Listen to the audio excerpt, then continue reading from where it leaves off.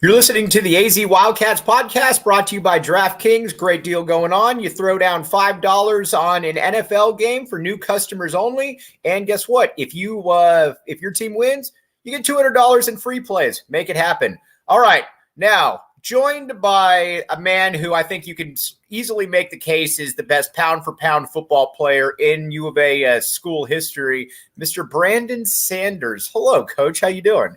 Hey, thank you, man. What an intro. Appreciate it. Thank you. Of course. Well, to give you an idea just about and it's funny, I'm dating myself like I'm like 70, but I was talking with Anthony Gimino, who covered you obviously throughout the Desert Storm years. And this is probably about 6-7 years ago. And we're talking about, his all-time secondary team. And I asked him, I was like, so what is it? And he said, well, there's 3 that are non-negotiable. He said, your safeties are already taken care of. He said, you got Chuck Cecil, you got Brandon Sanders. And then he said, then you got Chris McAllister on one side and you can go with a couple other people. So it was just crazy just to think about. He's like, the safeties, you don't even debate. And that's who we got on right here. Man, that's awesome. Humbling. Anthony knows how much I respect him. And gosh, man, that's humbling when you talk about a lot of the safeties and just DBs in general that played here at the University of Arizona. I was fortunate in a great secondary with Tony Bowie. Of course, Chuck Cecil, Jeff Hammerschmidt, and Alan Durden all came from the same high school, Helix High School, with that I'm from. It's a blessing, actually, really blessing. We're gonna get back, especially going down memory lane, going back to Helix High. But first and foremost, I wanted to talk to you a little bit about your role right now at the U of A. Give you a little bit of a refresher. We had Kean Burnett and his father Chester on, who I know you know, and he said that over the last year. He said Arizona football has become what I was really hoping it would become again. He said where it's become that family. He credited a lot of that to you, to Jed Fish. What is your position and how did this all come about, Brandon? I think it was almost a year ago that when Coach Fish got hired, there was some opportunities with he and I talking through text messaging, and then we met. It might have been a year to the day. Actually, I came here and we sat and we talked, and I think we met for about at least an hour, and we just talked shop. We didn't, he didn't talk about position or anything else. We kind of just talked football. We talked Arizona, and we talked family. And the more we kind of got into, there might be an opportunity. He may have something for me. It just kind of bloomed. I'm the alumni and high school relations coordinator. Right. I think Coach Fish, coming from when he started at Florida, I think Coach Spurrier had something similar, or a lot of bringing a lot of alumni back. And that's one thing when you look, not just our university, there was a disconnect. Not just us, but I talked to my guys at Oregon and not so much SC, but UCLA and stuff like that. And they felt kind of like there needed to be some kind of link to get them back into the program. It's one thing that guys come back and you see them. It's another thing to be involved with the program, to want to help. And I think that's what our biggest thing is, just giving out information, making sure guys are aware of our program, and making sure they have a voice. And, Coach Fish is constantly talking to me, hey, what did the alumni think? What do they think? What's the rumblings you getting? What are you hearing? Especially, just as the season went through. And that's big. Some coaches don't really care about that. They just, hey, this is the job, this is what we're trying to do. Coach Fish is here trying to make sure everybody understands that we're part of the community, he's part of the community, and we're part of his family. Okay, so what was your first move? So Brandon Sanders takes the job. So you've got a little bit of a recruiting outreach angle, you've got an alumni angle. What is, when you sat down that first day where you're like, all right, what am I doing first? Honestly, because our department wasn't all the way here. Our high school recruiting coordinator hadn't got here yet. Our player personnel, who's actually over me, hadn't got here yet. It was really just reaching out to a lot of our high schools in the state of Arizona. It's definitely down here in Tucson, since I was a head coach and athletic director here, and also was coached in junior college out here as well. Just reaching out, speaking to coaches, letting them know we're here and letting them know that we care about the players in the state of Arizona. So it was that initial outreach, and then getting familiar with college football, getting familiar with compliance and understanding what I can and can't do and who I can and can't talk to. Right. And just navigating that way until Matt Doherty got here. And then once he got here, we kind of sat down and we just laid down a little bit of a plan as far as what I can do with recruiting. Coach Fish and Matt Hayes, our director of football operations, director of football, put something together, and we started really reaching out to our U of A alumni and start putting what we call it the huddle. We put, where we're monthly meeting with our guys. We introduce our staff to them, let Coach Fish talk to them, or Dave Hickey will talk to them, and then we just start going through state of the program and what our direction is from a standpoint of what we're trying to get done. How would you say that? And it's funny, I was going back and I was looking at it because obviously Arizona has brought in 5-star type kids before in the past. Like when you look at, you can just look at a guy like Michael Bates. Now, granted, he went off and, became a sprinter, played in the NFL, but that's the equivalent of a 5-star guy. You would have, when you're a first team parade All-American, heck, Mario going to ASU. How is recruiting different though now? Because I don't need you to get into specifics, but Arizona just lands a big 5-star recruit. How is it different now just from recruiting to how it is now, or, back in the day when you were being recruited? It's entirely different, and it's changed even the year that I'm here with the talking of NIL and everything else, really coming over this past year. I think a lot of it is popularity. A lot of it is when you look at and some of it is the same when you talk about development of players, development of young student athletes. Because everybody has a dream and wants to go to the next level, right? Everybody wants to get to the NFL or in that same aspect have an avenue to get to the NFL. And so it's showing a lot of young men, how they fit what you're trying to do with your culture, how they, I think, and then showing them how you can develop them from when they come in to when they leave. A lot of these young student athletes in high school and junior college, they are aware. They're very much aware. I don't think I was as much in tune with as everything going on around the nation, because they play 7-on-7, because they know a lot. They get on, 247 or max prep or anything else, so they know who's rated in their same class. They know who's rated in their same position and where they're going and what they're trying to do, and they're just a lot more aware. So in that aspect is different. I think now you have the portal, transfer portal, and everything else. When you look at that and see how people are trying to navigate those things. So some of it's popularity, some of it's money, some of it is what can you do to help me develop so I can just, what can I make for my future? And then a lot of them, and then it comes to school and environment and everything else. All right, now let's talk about Brandon Sanders' personal football odyssey then. So you're originally from Southeast San Diego. And then and you and Carrie and Gary were always kind of synonymous at the U of A together. Obviously, that San Diego connection. They went to Morse, you went to Helix. Was that, did you guys talk about, playing together in college? Was that something that you bonded once you got to college? What was that like? For us, we bonded once they got to college. We always knew of each other. I watched them play. Of course, Morris at that time, I think when I left, they were fourth in the nation. Right. As far as one of the, so I think we just all kind of knew each other. But when they got here for when we were recruiting, well, then I pushed hard to make sure they were here. Rashid Johnson, a corner for us, ended up coming from San Francisco. JC, he came out of Lincoln High School in San Diego, and so we just started getting our own little group. And between us and our guys from LA, we just really, we really bonded because we all came through a kind of the same kind of concept. California ghettos is kind of almost all the same, a little different in Northern California, but it's all the same. And so it's easier to talk to a lot of guys. And then you come out in Arizona from guys from Phoenix and guys down here in Tucson.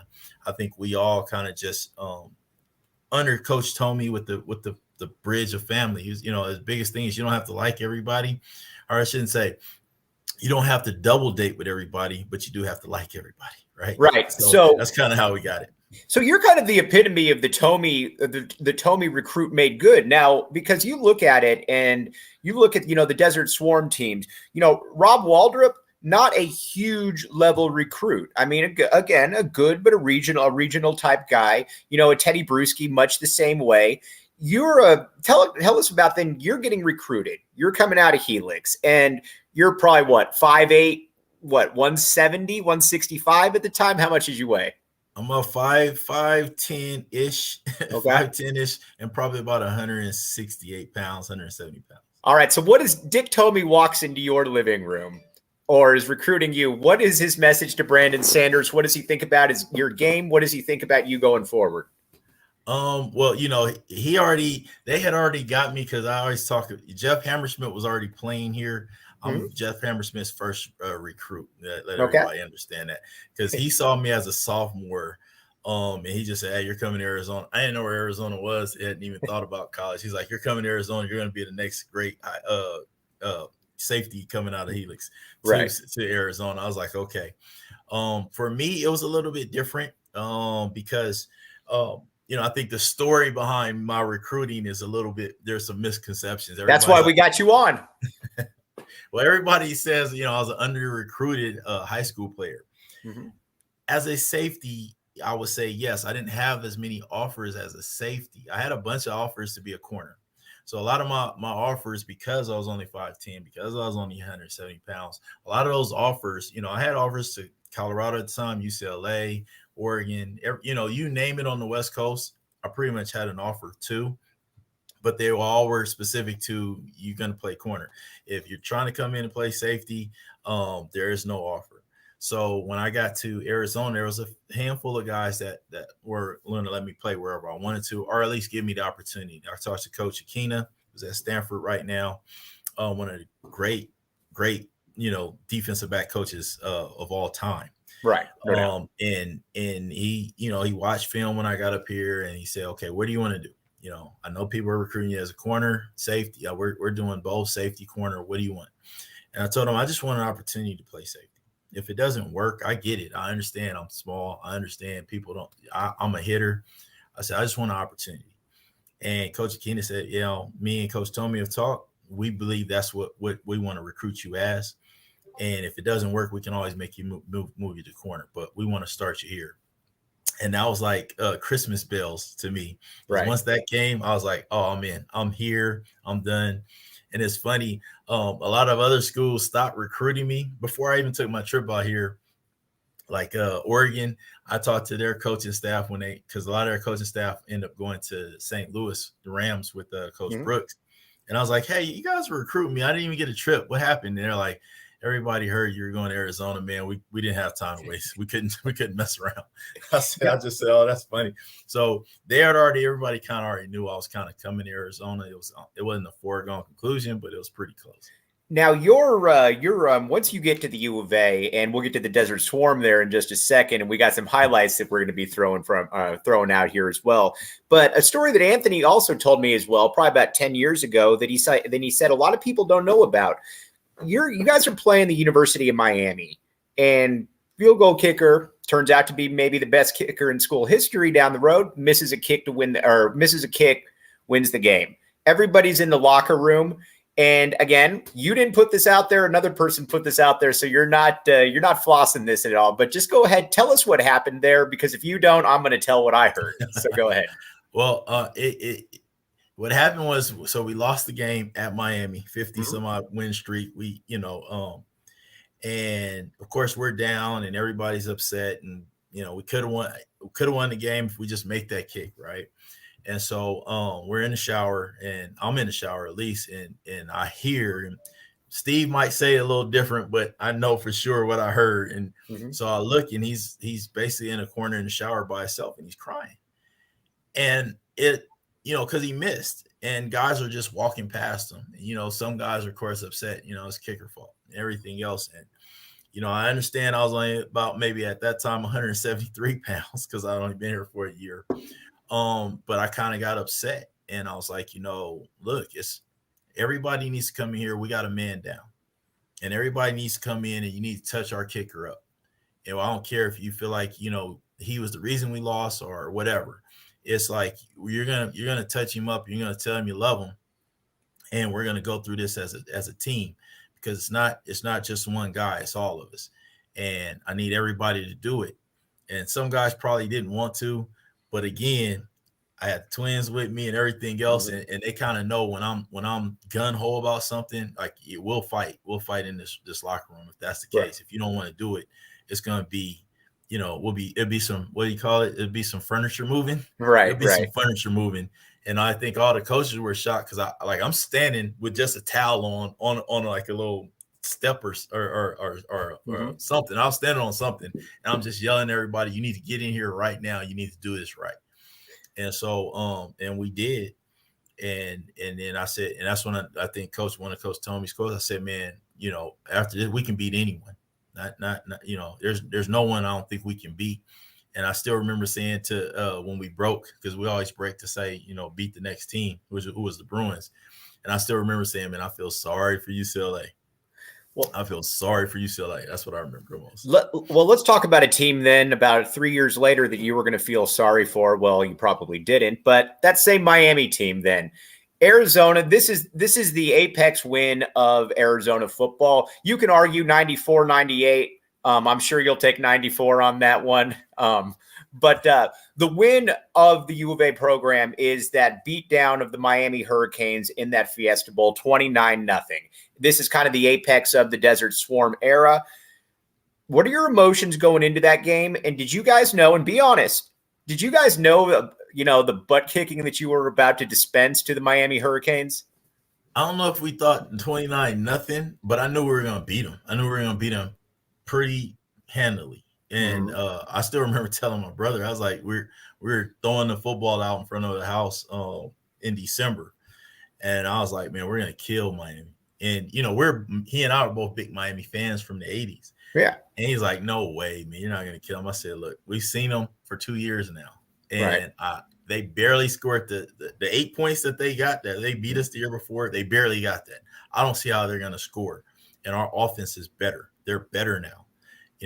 Aside from us having one half of a hiccup, I said, man, our offense is gonna. I don't know how well they'll do, but they'll do good enough, and they're not gonna be able to score. And then as the game kind of played out, you just knew when I heard they were playing a freshman center over Rob Waldrop, I was like, that's gonna be bad. That's gonna be horrible for them. And then here comes Teddy and everybody else. There's no way. And then they lost a lot of their offensive firepower. So, Gino Toretta's gone. Of course, Copeland's gone. All those guys are not here. And I'm like, they're going to have trouble scoring. And then I don't care how great their defense is. Yeah, Warren Sapp. Yeah, Young. Who's my guy? Ray Lewis was a youngster at that point. Ray Lewis and all those guys. Well, Sapp wasn't. He's same age as me, but Ray was still young. But they had some guys, and I was like, that's not going to be enough. That's not going to be enough. Chuck Levy's still running. Chuck Levy's still running right now to this day. Absolutely. Okay, so now Brandon, like we talked about, I want to get to some of these hits right here because Brandon Sanders played in an era where you were allowed to hit guys. Here, take us. We're going to throw some of these and then just kind of take us through some of your that memories. hit right there. That hit right there is the head coach of that. That's the head coach of Stanford right now. That's David Shaw. David Shaw right there. Does he? Wow. And that's he the one. Remembers that hit. Does he remember that? And then, so when did you just have an instinct to be able to go for these hits? Because a lot of it, like, look at this one right here. You didn't even budge on the quarterback right there. You knew he wasn't giving that up. Was that just all football instinct?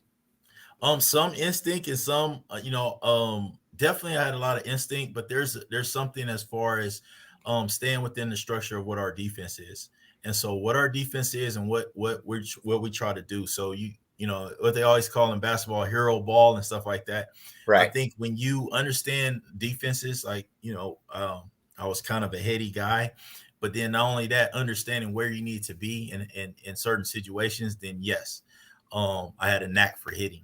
And then I just had a good knack for and then I was nervous I was gonna miss that shot. I had, just to give everybody understand, I was here in Tucson a week before this game. I was here for 8 weeks on a couch. They called me on a Tuesday and I started that Sunday. And that was the first hit a minute and 50 seconds into the game. Take us through this Illinois one right here, because you had a couple ones in this game right here. Yeah, that guy, he took one step, I knocked him out. Boom. Right. He's out the game. People say, man, hey, look, here's the deal. You come across the middle back in the day, you used to have to pay. And that kid right there, that I can't remember his name, but 4 weeks later, that kid caught the winning touchdown against Michigan. He beat Michigan. That was the first time they beat Michigan in like a decade. I said, man, see, if you knock him out the game, you don't have to worry about him catching the ball to win. And wasn't this the Illinois team that had Kevin Hardy and Simeon Rice, if I'm not mistaken? Yep, they had both those guys. So their defense was very good. And this, there's my guy, Jim Hoffman. Jim Hoffman. Rest in peace. Yep. I told Hoffman I owed him because he tipped the ball the year before I took back for a touchdown at Cal. And I told him I just gave him, I owed him one, so I gave it to him back. Because everybody thinks I hit that kid hard, the quarterback. I hit him hard, but I literally jumped into ripping the ball out. I went to hit and rip the ball out as much as I did hit him. And so, yeah, I didn't get a flag. There is no flag on that. The other one on the receiver, they called it a flag. They said I hit him too hard. Is what the now, let's talk. Now you got a couple ASU hits right here. The one that we just played right there. But there was one that you had with Felipe Sparks that we don't have on here, where you essentially stood him up. And I think you ended up playing with Felipe Sparks in the pros, if I'm not mistaken.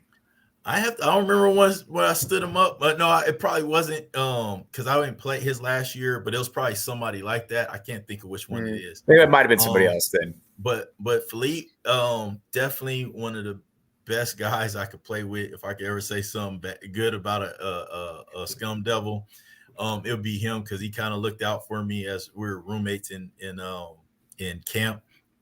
And it's funny when you talk about that, because he remembers plays that I did stand one of their receivers up and almost like break his back.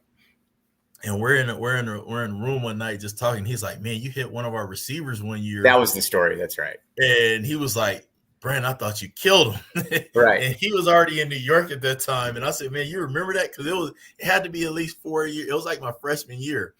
And it's funny when you talk about our game and everything else. Because when I look at it, it's like Philippe would get off the phone. He'd get on the phone and he'd call, and it'd be Jordan Sparks. Yeah, the Jordan Sparks, singer and everything else. She was only a kid at the time, and he, she just have her sing on the phone and stuff like that. And to see her grow up and be what she is now, it's like some amazing things. Puts age on me, of course. But that's kind of how I feel when I used to see guys like one of my idols is Marcus Allen from San Diego. And when I first got to Kansas City, my locker was right next to him. And when he retired, like the year later, I was in New York. I happened to be going back, and he was doing an interview for Fox or somebody. And he was telling me he was retiring. And I was like, Marcus, man, why? He's like, what year is this for you? I said, well, it'll be my second. He's like, well, I'm over 20 right now. I said, oh. There you go. I get it. Speaking of which, and you and I talked about this a little bit offline, but before we let you go, Bill Walsh, again, a lot of people, obviously Bill Belichick's probably taken that mantle, but for the longest time, Bill Walsh was considered by many people to be the GOAT, best coach in NFL history. And he said that Brandon Sanders, and this was his exact quote in the Arizona Daily Star, he said, Brandon Sanders is pound for pound the best player in the conference. Two things. Did you, when did you find out about that quote? Second of all, have you told Jed Fish about this quote? I don't know if I told Coach Fish about you that. Should. Yeah, we talk about so many different things. It's amazing between me and Coach Fish. But I think Coach McDuff, our defensive coordinator, played that for me the following day after it. He played it. It's funny as he played the actual recording of him saying it. Mm-hmm. And he's like, I want you to hear this. And I'm just like, okay, wow. That's Bill Walsh, the genius, right? Yeah. And you talk about a young guy being humble, because again, from Walsh. San Diego, it's Bill Walsh. I watched the 49ers in the 80s. Big fan of Ronnie Lott and just everything. And to hear Bill Walsh speak about me that way, it was just, you talk about a humbling experience. It made me, and me being the guy I am, I said, man, okay, he's trying to butter me up, man. I got to make sure I go out there and kill him now. I want to put out 2 or 3 guys now. Right, for sure. But I think when I look at my career, whether it's in NFL, the years in the NFL, and then definitely here, and even in high school, not so much on the accolades, because I got some, probably not all I think I deserve. Right. But the respect from coaches, from players that I played against, has been huge. It's funny when I'm in the Pac-12 Alumni Council, and I shake I saw Mike Bellotti. Right. And I shake his hand. He's like, yeah, I remember safety, Arizona. Yeah, you're a hell of a player. And just seeing guys, and even Coach Nansen, when he got here, and I wasn't here when he first got here, and then we met. We finally met face to face, and he's like, man, this guy right here, he's telling our staff stories of me, right, playing. That's really been, I think, the biggest, star between what Coach Walsh says, of course, the words of Coach Tomey, and even in high school. Those things right there resonate, I think, a little bit more than anything else, because I always wanted to be a team guy. I never worried about my stats, and even though I had some good stats, all I wanted to do was make sure I was a great teammate, and that was the biggest thing.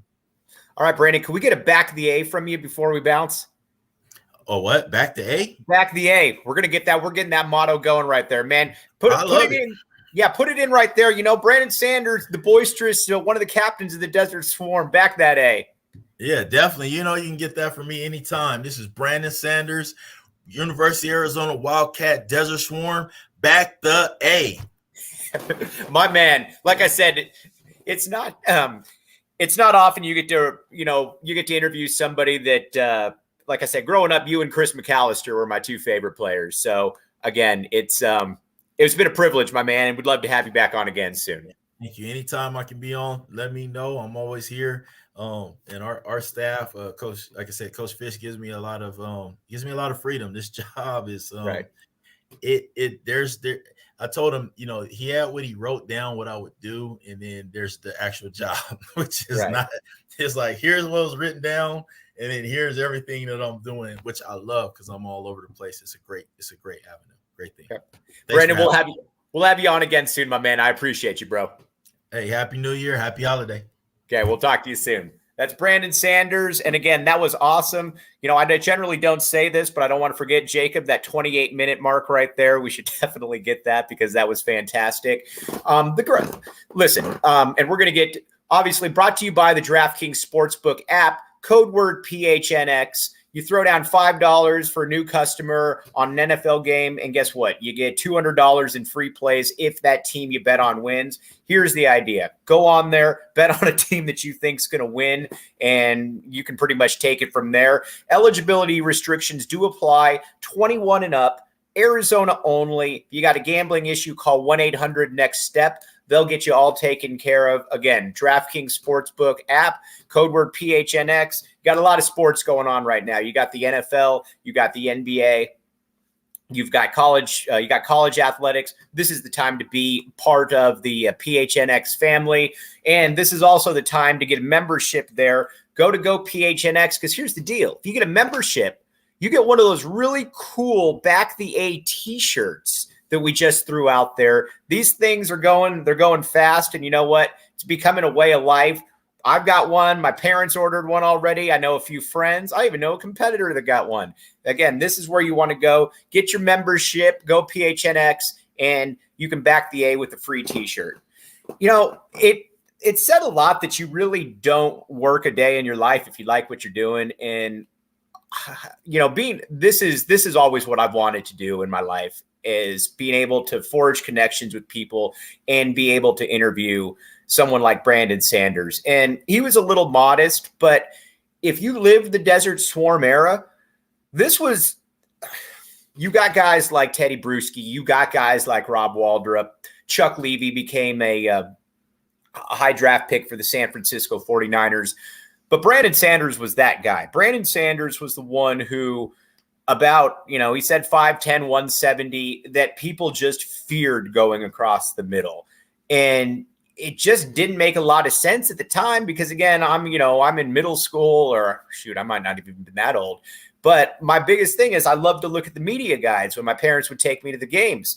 And you would always hear Brandon Sanders' name mentioned. And generally when you're looking at guys, you're looking at, Rob Waldrop when his name's mentioned, 6'1", 270 or whatever. And I would always look at Brandon Sanders and always think that it was a misprint. That, at 5, because I don't think he was listed at 5'10". I could be wrong, but I don't think he was listed at 5'10". And this dude is blowing up every single play, whether against good level Pac-12 teams, whether against national entities. And he goes on to play in the NFL to absolutely nobody's surprise here, except maybe some of the people that would look at it just from a measurement perspective. But that's what we try to do here on the AZ Wildcats podcast. We try to bring you the best guys that we can. We try to bring you the most informative people out there. This is the time that you want to hop in there, get on to to AZ Wildcats podcast. And we got a lot more interviews coming up here over the next week. We're hopeful to have a U of A basketball player coming up here shortly. And you know what? We're also efforting to get a couple coaches on. Before we sign off, though, I want to give Jedd Fisch a lot of credit, though, because it shouldn't be something that's difficult. But for whatever reason, coaches since Dick Tomey haven't been able to do that. And that's bring back in alumni. And it's for a couple reasons. First and foremost, you want your best players, you want your ex-players to be involved in the program. And, oh, by the way, a lot of these guys have pretty good bloodlines. So we had Kean Burnett on, ex-USC commit, who's going to be here next year. His father, Chester, played with Brandon Sanders, played with our guy, Kelvin Ifon. And he said, I loved my time at Arizona, but I never really heard from them. And it was always kind of a bummer. I wasn't going to send my kid there. Jedd Fisch takes over. He listens to the community. He understands what he needs to do. He brings in guys like Brandon Sanders. And Brandon, I thought, did a great job of putting out there what exactly his job is. And again, that's kudos to Jedd Fisch for finding the kind of people out there that can do that. Now, one thing that you don't ever have to worry about, too, is the DraftKings Sportsbook app. Code word PHNX.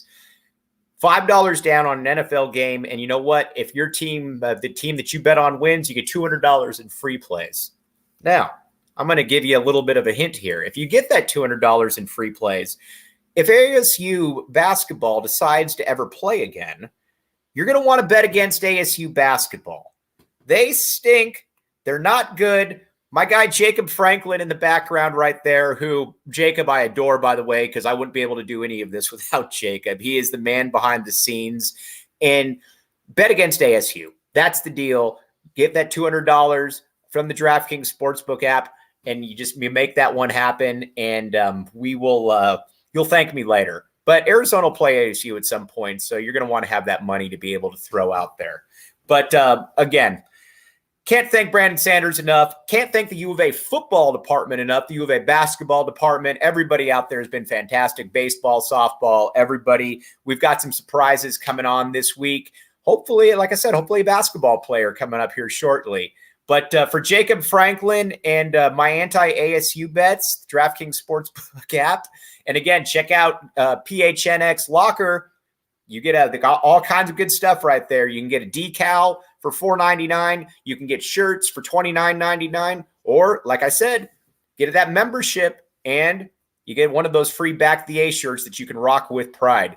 For Brandon Sanders, Jacob behind the scenes, I'm Mike Luke. We'll be back with you tomorrow. Thanks for listening to the AZ Wildcats podcast.